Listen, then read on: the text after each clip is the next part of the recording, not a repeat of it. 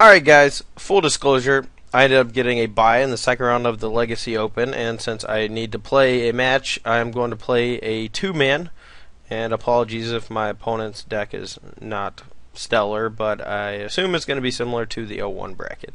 But we won the die roll, so let's take a look at our opener.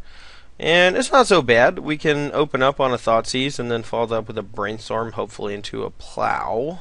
If he's a combo deck, that also means we have Thoughtseize and Force, which is pretty good.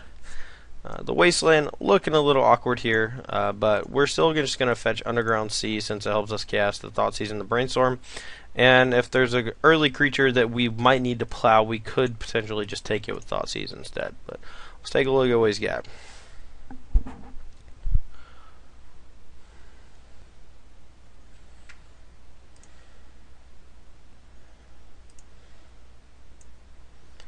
Alright, so we lagged out a little bit here, but we're back, and our opponent is playing Manaless Dredge. So we have a few options here. Either Shri Wraith or Gitaxian Probe are effectively the same thing, except he has more information. We don't really want to take any of his dredgers or things that are good in the graveyard, so I guess we'll just take Probe to keep him off of information, and that also basically time walks him since he has no discard outlets other than his draw step. So this should be an interesting match, to say the least. Manaless Dredge is very strange, to be sure. This Wasteland not gonna do a whole lot other than tap for a colorless mana. Well, Deathrite Shaman is pretty good here. It could potentially lock him out, but unfortunately, we did take the Gitaxian Probe or the Street Wraith, so he will be able to cycle in response. Maybe that was a mistake on our part, but I think I'm actually just going to Brainstorm, try to draw into some more land / pressure. Well, there's a couple Deathrites and a Spell Pierce, so we're kind of locking ourselves out here, which stinks. But next turn at least we can cast Deathrite and a Jite, and if we get the Jite active quickly enough, it will keep him from being able to use his bridges from below. So we're going to keep his graveyard here popped out so we can see it a little better. And of course he's going to discard the Grave Troll and then use History Rate to cycle and dredge it. Alright, let's go ahead and cast this Jite, and hopefully we can use this Force / Spell Pierce to counter something relevant. So you got a Narcomoeba and a Phantasmagorian, which is going to let him discard any cards in his hand that he wants to get into the graveyard. The Balustrade Spy, if he gets that into play, he's going to be able to mill over his whole deck and do some crazy stuff. So we're probably going to be looking at forcing any sort of oh boy. Okay. Well, I think we're actually just going to lose this game because he's going to grind us out naturally with Icarid, and he has a couple of Phantasmagorians to discard the bridge from below in his hand. And he has the Icarid as well. Cabal Therapy, a little gross. Yeah, so he's got a lot of stuff going on here. Pretty surprised here he's not discarding before draw step to make sure he dredges 6 instead of the 5. But he had 3 Narcomoebas in the top, 26 cards, which is not necessarily unlikely. So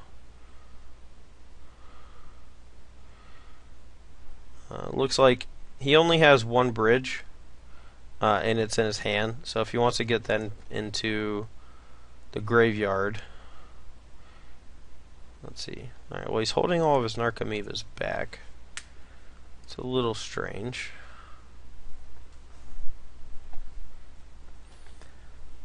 Especially if he's sacrificing some.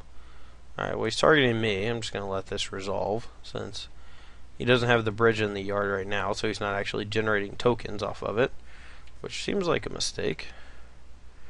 Well, he's targeting... Hold on. Make sure he's targeting me. Yeah, so he did target me. Just seems strange he wouldn't discard the bridge and the Grave Troll before doing that. It's a little odd. Alright, well, unfortunately now he's going to be able to discard at least one bridge before combat damage here. We're going to let all this damage resolve.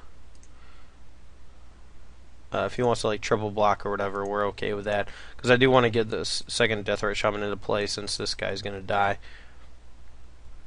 I could have held out for Swords of Plowshares, but then I couldn't cast the Deathrite, so... I may be able to grind him out here. I doubt it though. That Icarid's going to take up one Jitte counter a turn. And it's a little awkward here.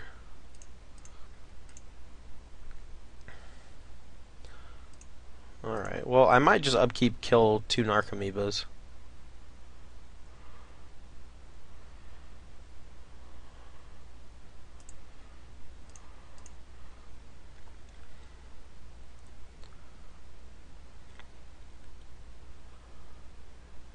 Although I think this is actually going to mean that we're going to get...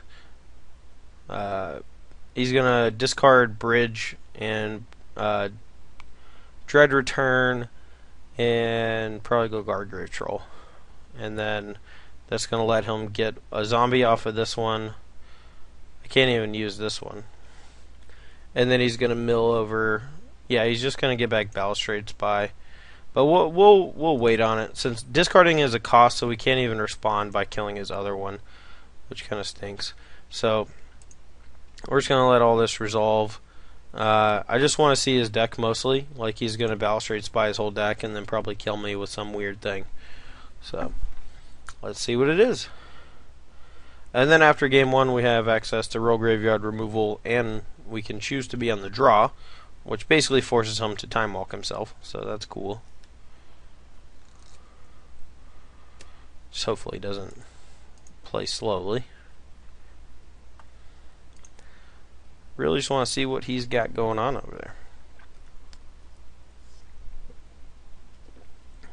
We could have opted, if I had thought it through more clearly, I could have opted to not cast the Deathrite Shaman since he didn't block, and that would have allowed me to Spell Pierce the Dread Return.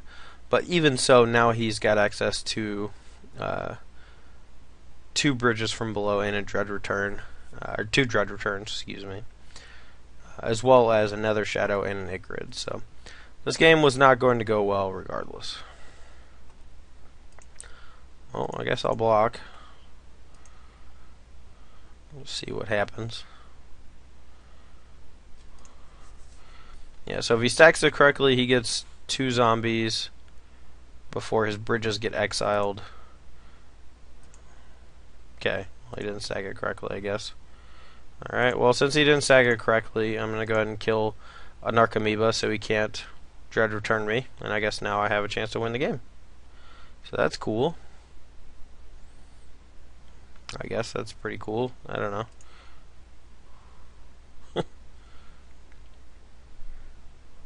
Alright, well, sometimes your opponents make gigantic mistakes. So we're actually going to plow the zombie so our Deathrite Shaman stays alive. Then we're going to attack with this Deathrite Shaman, get some counters, kill his Narcomoeba, and probably kill his Nether Shadow on upkeep or something. I think I'm going to ponder here over holding out for the Spell Pierce since, well, I guess no, I can just do that next turn. I'll just hold up for Spell Pierce and make sure he doesn't go crazy, but yeah. Alright, well, there you go. I was going to concede, but he stacked his triggers wrong, and sometimes minor mistakes like that in Legacy will punish you. So let's take a look at our board here. We definitely are bringing in these 3 Relic of Progenitus. Both Jitte and Batterskull can get rid of Bridge from Below, which I like, so we're going to keep those. Spell Pierce is actually pretty decent in this matchup because it does act as 1 mana counterspell to his Cabal Therapies and Dread Returns.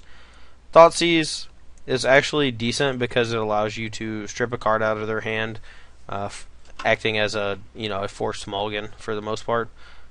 Force Will, not so great. We're going to trim down on those. We could bring in Meddling Mages to name either Dread Return or Cabal Therapy, which I don't mind. Everything else seems pretty bad. We'll cut the Zealous Persecution since it only kills a few of his things and doesn't really deal with the bridge from below. And what else? Lingering Souls? Lingering Souls might be okay to cut. Maybe one copy of Treasure Cruise as well, since it's kind of slow. Treasure Cruise actually might just be bad in this matchup, to be perfectly candid. But if our opponent does have an early draw that just is a bunch of Cabal Therapies, we could potentially get him with the old draw 3. We do need to be careful with our Relics of Progenitus, though. I assume my opponent is going to choose to play last, because that is what his deck does. And we have the old Scrubland into Tropical Island to Deathray Shaman him, so we're definitely going to keep this one. Now, one cool thing that the Manaless Dredge decks play actually is Sickening Shoal. And that's black, X, target creature gets -X/-X. Or you can pitch a black card from your hand to give target creature -X, where X is the casting cost of the discarded card. And since these, Manaless Dredge decks have so many just kind of worthless black cards in their deck, they give themselves the ability to channel those into something a little bit more useful. Well, looks like here he doesn't have a Dredger. He kept a 7 without a Dredger, because mulliganing with that deck's pretty gross. Yeah, I don't know. I apologize for that lack of a match, but honestly, that's kind of how the Manaless Dredge deck plays out.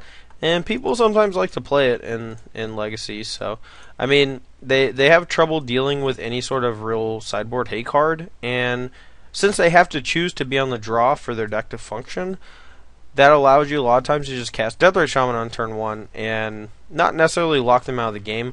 But as you can see, that game he kept a multiple cycler hand without a Dredger, and so he wasn't able to keep the Street Wraith in his hand to protect his Dredge card from my Deathray Shaman. Because if he had had a Golgari Grave Troll or Stinkweed Dip or something like that, he would just move to discard, and then on my turn I probably would have gone fetch, pass, upkeep, try to eat your Golgari Grave Troll or your whatever, and in response he could have cycled the Street Wraith to dredge it. But anyway, that is the second round, and that is my replacement round for the daily due to the bye. Again, apologies for that, but we'll be back for round 3 in just a minute.